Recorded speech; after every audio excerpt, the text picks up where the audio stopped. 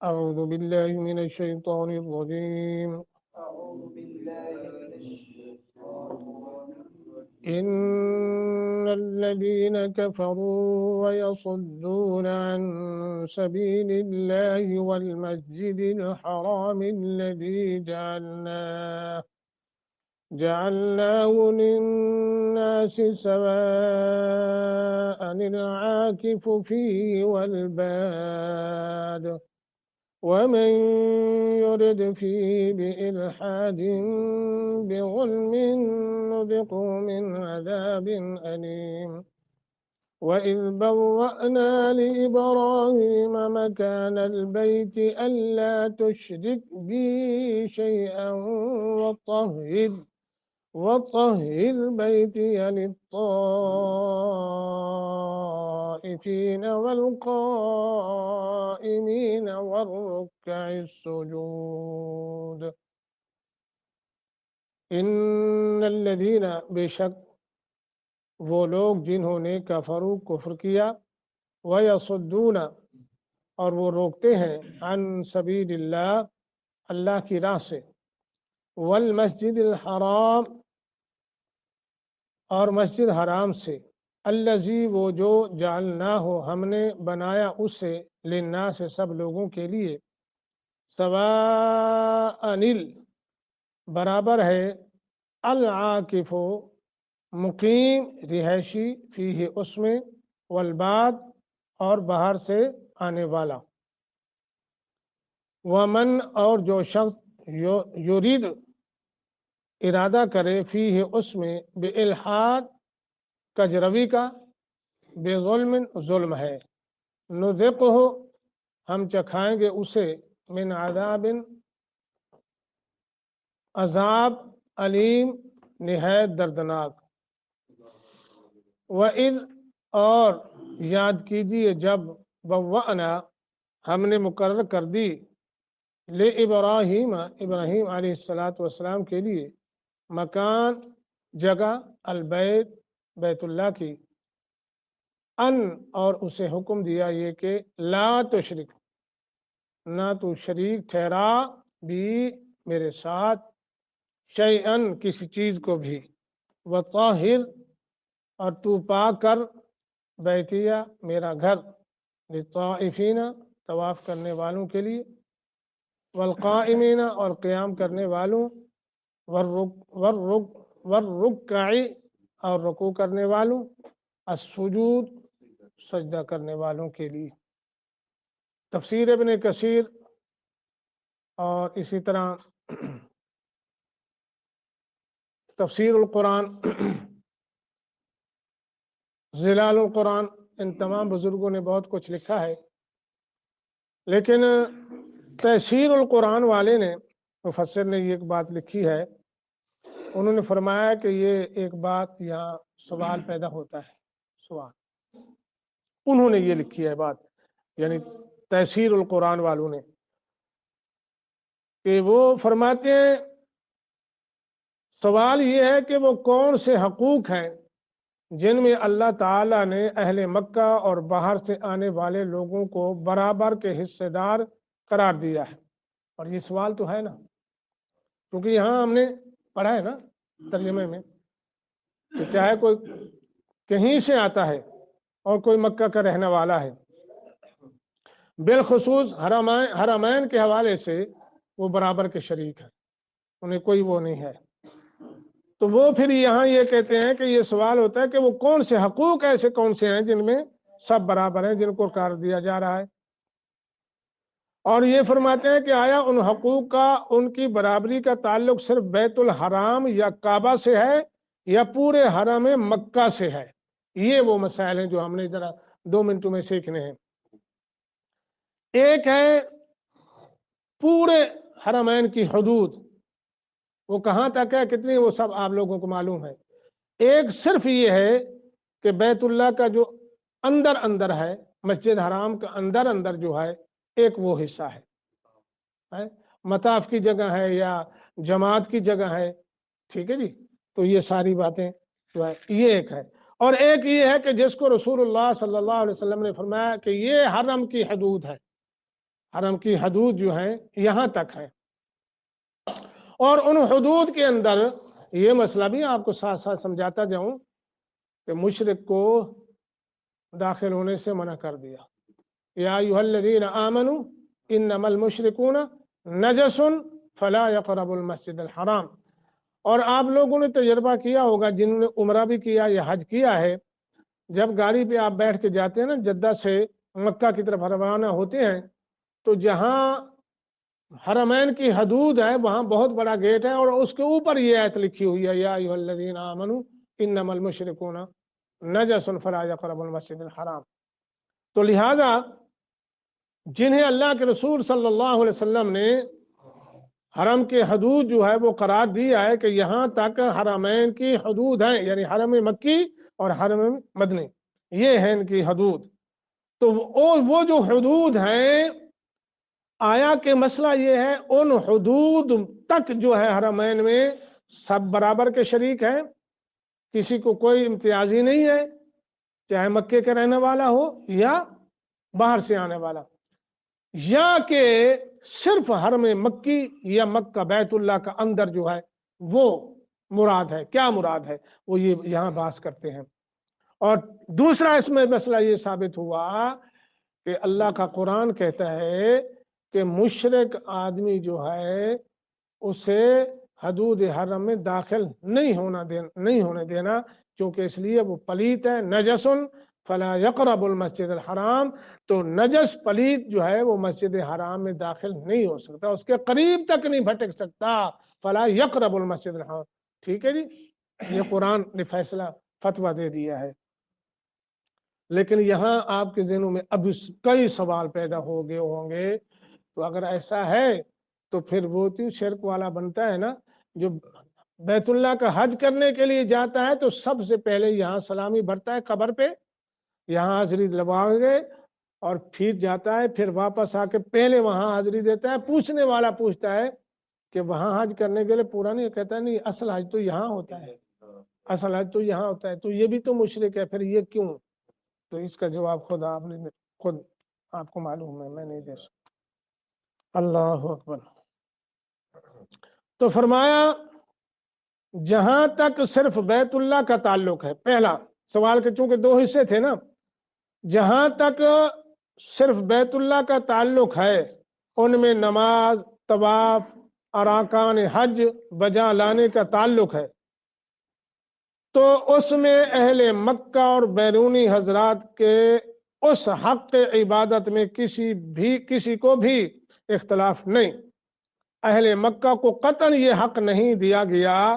کہ وہ بیرونی حضرات کو حرم میں داخل ہونے، نماز ادا کرنے، طواف کرنے یا حج کے ارکان یا عمرے کے ارکان بجا لانے سے روکیں، کیونکہ اس حق میں اہل مکہ اور بیرونی حضرات سب برابر ہیں، برابر کے حصے دار ہیں، اس میں کوئی اختلاف ہی نہیں ہے۔ اب یہ پہلی بات تو واضح ہوگی، آپ کو بھی واضح ہوگی، مسئلہ ثابت ہو گیا۔ جہاں تک بیت اللہ کا معاملہ ہے، اس کے اندر عبادات کا یا مسجد حرم جو حدود صرف مطاف ہے یا نماز پڑھنے کی جگہ ہے، اس میں جو اراکین ہیں، مثلا سعی ہے، صفا مروہ کی، زمزم ہے، ملتزم ہے، طواف ہے، ٹھیک ہے جی، اور اسی طرح دیگر جو حج اور عمرے کے ارکان ہیں، ان تمام میں ادا کرنے میں وہاں کے مقیم لوگ، مکے والے یا بحرون آنے والے، انہیں کوئی کیا فوقیت نہیں ہے کہ مکے والے وہاں کے رہنے والے کہیں نہیں کو ہم زیادہ حقدار ہیں، لہٰذا ہم جو ہے پہلی صفوں میں ہوں گے، ہم پہلے طواف کریں گے یا ہم پہلے سعی کریں گے، یعنی یہ نہیں، جو بھی ہے جہاں سے آیا ہے، ہاں جی، وہ کالا ہے، گورا ہے، مسلمان ہے، ایمان والا ہے، وہ کہیں سے آیا ہے، کسی ملک سے آیا ہے، تو وہ سب برابر ہیں، وہ مل کے وہ جو بیت اللہ کے اندرونی اراکین ہیں، سعی ہے، طواف ہے وغیرہ، وہ سب برابر ہیں، شریک ہیں، ان میں کسی کو کوئی وہ فوقیت نہیں ہے، وہ سب کے سب جو ہے حصے دار ہیں، اختلاف ہے نہیں، اس میں کوئی اختلاف نہیں۔ اچھا جی،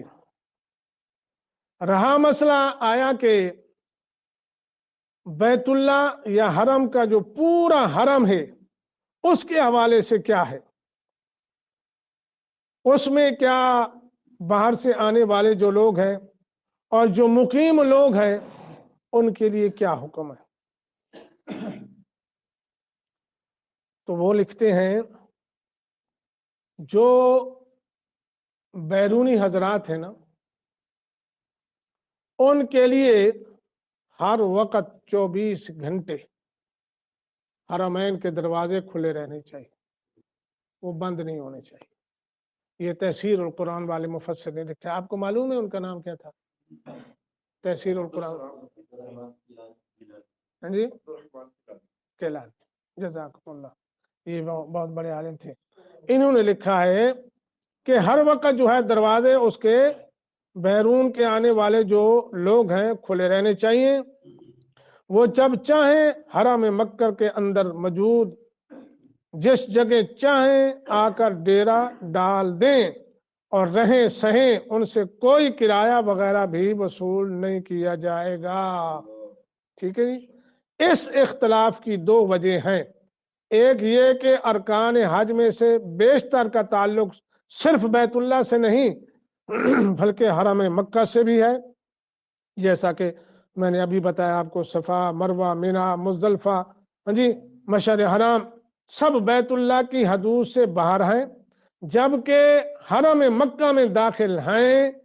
اور یہ ساری باتیں یعنی وہ ارکان میں۔ اور دوسری وجہ یہ ہے کہ اللہ تعالیٰ نے خود بعض مقامات پر مسجد حرام کا ذکر کر کے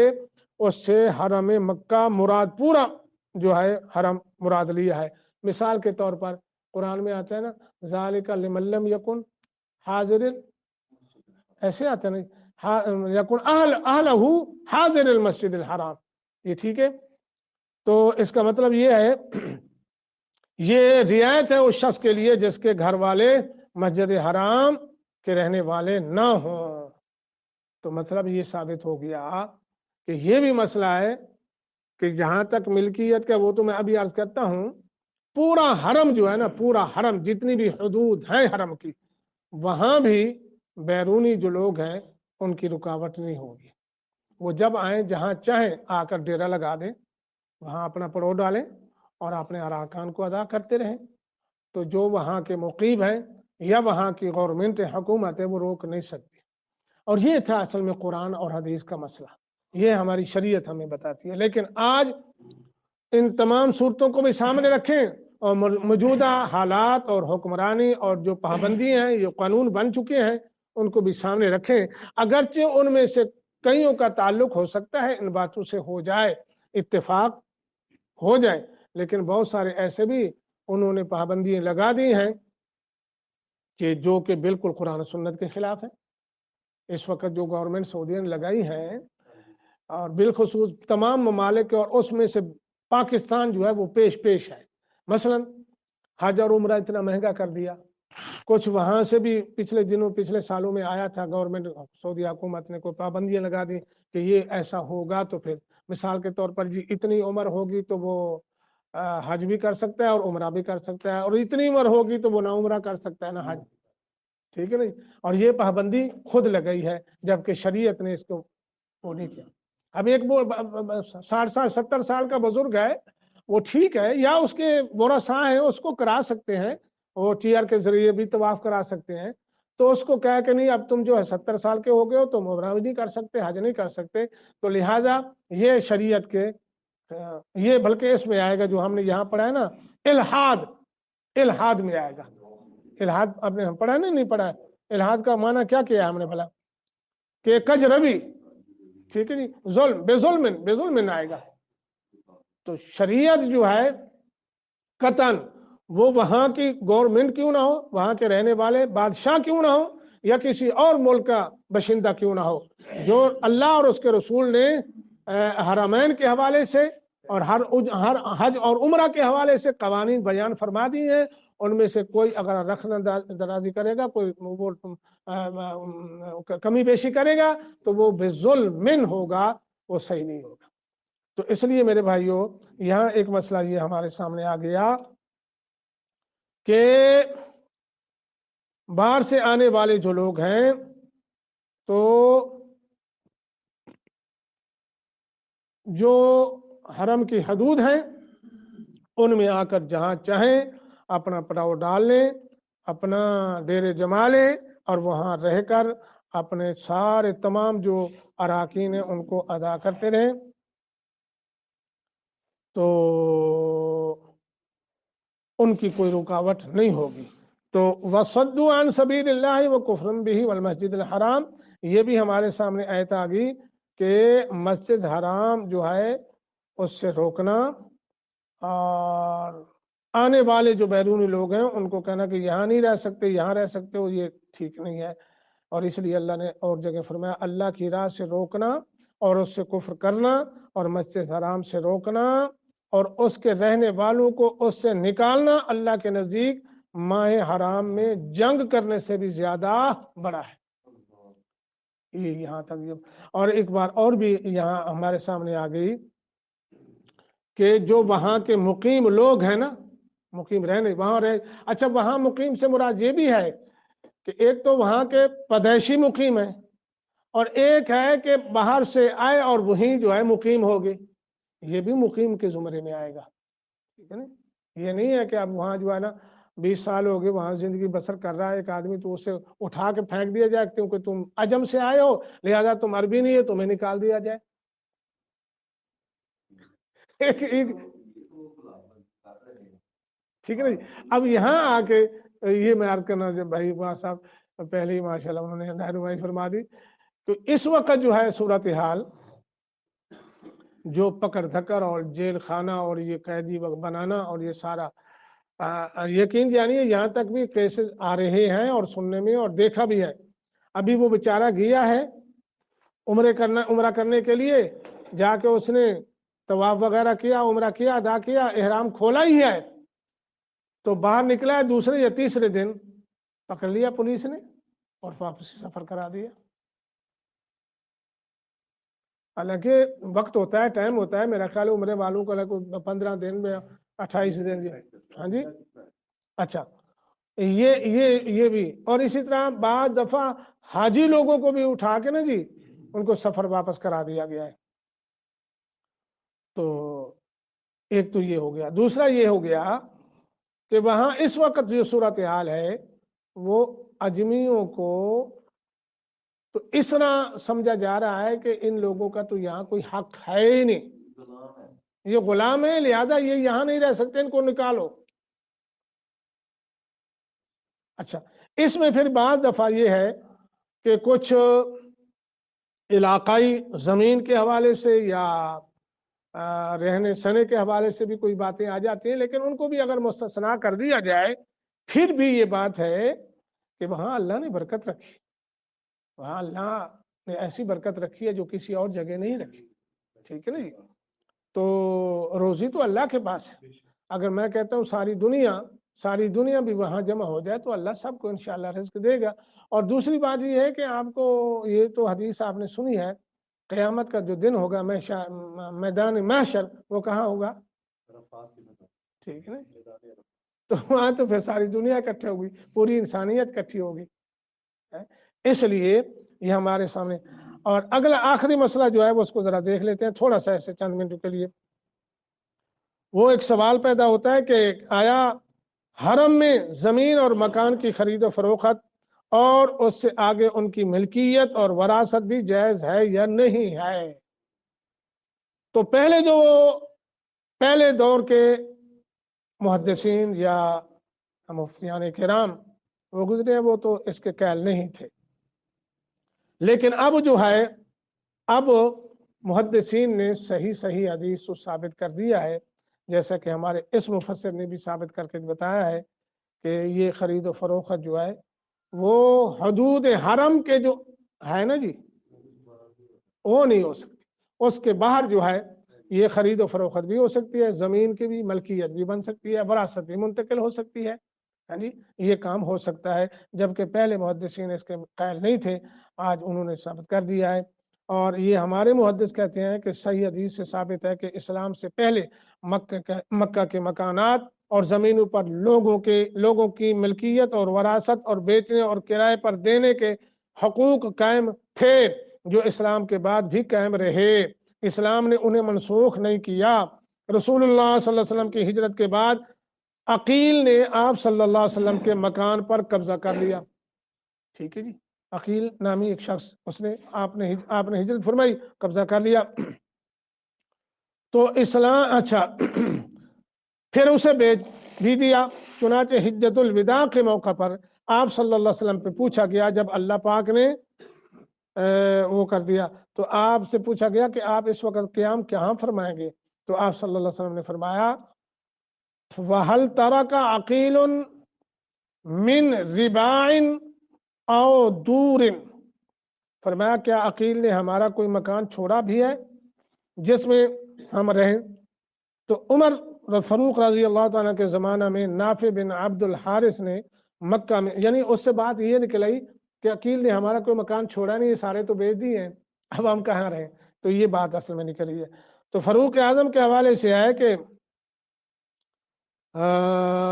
نافع بن عبد الحارث کہتے ہیں کہ سفیان بن امیہ سے ایک گھر جیل خانہ بنانے کے لیے اس شرط پہ خریدا کہ اگر عمر رضی اللہ تعالیٰ عنہ اس خریداری کو منظور کریں گے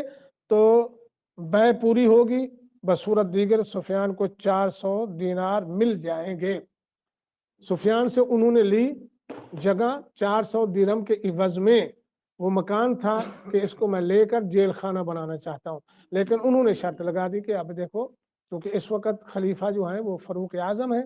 وہ سب سے بڑے ہیں، میں ان سے پہلے پوچھوں گا کہ آیا کہ یہ ہماری خرید و فروخت جو ہے وہ جائز ہے کہ نہیں ہے؟ اگر ہوگی تو پھر میں تمہیں مکان دے دوں گا، ورنہ وہ تمہاری دی ہوئی 400 دینار رقم جو ہے واپس کر دوں گا۔ تو پھر کیا ہوا؟ انہوں نے کہا کہ حضرت عمر فاروق رضی اللہ تعالیٰ کو حکم کے آنے تک ہم جو ہے اس کا وہ کرتے ہیں، کرایہ جو ہے وہ شمار کر لیتے ہیں کہ اتنی دیر تک فروخت سے روک رکھنے کا زر تلافی وہ یہ ہوگا۔ یعنی کچھ حضرات نے یہ کہتے ہیں کہ اس روایت کو ضعیف کہا ہے کہ مکہ کی خرید و فروخت انہیں کرائے پر دینے کو حرام ٹھہرایا ہے۔ ان روایات میں سے ایک بھی صحیح سند کے ساتھ رسول اللہ صلی اللہ علیہ وسلم سے ثابت نہیں ہے، اور یہ بھی ماشاءاللہ انہوں نے لکھ دیا کہ یہ جو کہتے ہیں نا یہ حدیث ضعیف ہے، وہ کہتے ہیں نہیں ایسا نہیں ہے، کوئی ایسی روایت ہے ہی نہیں ہے جو نبی علیہ السلام سے صحیح سند سے ثابت ہو، بلکہ ان میں سے کوئی منقطع ہے، کوئی مرسل ہے، اور کسی کا راوی ضعیف ہے۔ تو رسول اللہ صلی اللہ علیہ وسلم کے علاوہ کسی کے قول سے دین کا مسئلہ ثابت نہیں ہوتا۔ زیادہ سے زیادہ یہ بات کہی جا سکتی ہے کہ مکہ کے مکانوں کا کرایہ نہ لینا مستحب تو ہے، تاہم اس کے جواز سے انکار مشکل، یعنی کہ قطعاً لینا ہی نہیں چاہیے، کرایہ پہ دینا یہ بات نہیں ہے۔ اپنے موقف سے یہ ہے کہ حرم مکہ میں مکانوں کی خرید و فروخت اور وراثت وغیرہ جائز ہے، جیسا کہ عنوان باپ نور سے دور مکہ یہ بتایا گیا ہے کہ اس بات کا بیان کہ مکہ میں موجود مکانات میراث ہو سکتے ہیں اور ان کی خرید و فروخت جائز ہے۔ رہا مسئلہ وَمَن يُرِدْ فِيهِ بِإِلْحَادٍ بِظُلْم، تو الحاد سیدھے راستے سے ہٹ جانا، ظلم کا لفظ عام ہے جس میں سب سے پہلے کفر و شرک آتا ہے، پھر کوئی بھی کام کرنا جس سے اللہ تعالیٰ نے منع فرمایا ہے، یا کوئی کام ترک کرنا جس کا اللہ تعالیٰ نے حکم دیا ہے۔ اب یہ 4-5 باتیں ہیں۔ ہاں البتہ حرمین میں وہ کام جن کا اللہ نے حکم دیا ہے منع کرنے کا ان کو کرنا، اور جن کا کرنے کا حکم دیا ہے وہ نہ کرنا، یہ سب حرام ہے۔ یہ مثال کے طور پر وہ کہتے ہیں اس میں بدعت بھی شامل ہے، گناہ کا کوئی اور کام بھی، مثلا حرم کی حرمت کا خیال نہ رکھنا، حرم کے جانوروں کو ذبح کرنا، اس کے درختوں کو کاٹنا، کسی کی گم شدہ چیز اٹھانا، الا یہ کہ اسے استعمال نہ کرے اور اس کا اعلان ہمیشہ کرتے رہے، اور اس میں ذخیرہ اندوزی کرنا، غرض دوسری جگہوں میں ٹیڑھی راہ اختیار کرنا عذاب علیم کا باعث ہے، مگر حرم مکہ میں اس کا ارادہ بھی عذاب علیم کا باعث ہوگا۔ یہ حدود حرم کی بات ہو رہی ہے کہ جیسے گری پڑی چیز کا اٹھانا درختوں کو کاٹنا، یہ حدود حرم کے جو بالکل قریب قریب کی بات ہے نا۔ اب بیت اللہ میں اگر کوئی کھڑا ہو کے برائی کا ارادہ کرے با، اس کا بھی مواخذہ ہوگا، یاد ہوگا۔ اس کے علاوہ ہے اگر اس نے کوئی برائی کا ارادہ کیا ہے تو وہ تو نہیں ہے، اس کا لکھا نہیں جائے گا، گناہ نہیں ملے گا۔ لیکن محدثین نے یہ بتا دیا کہ حرم کے اندر کھڑا ہو کے کوئی اس کی نیت خراب ہو جائے، دماغ میں کوئی خرابی آ جائے تو وہ بھی سزا کا، اس کا بھی گناہ ہوگا۔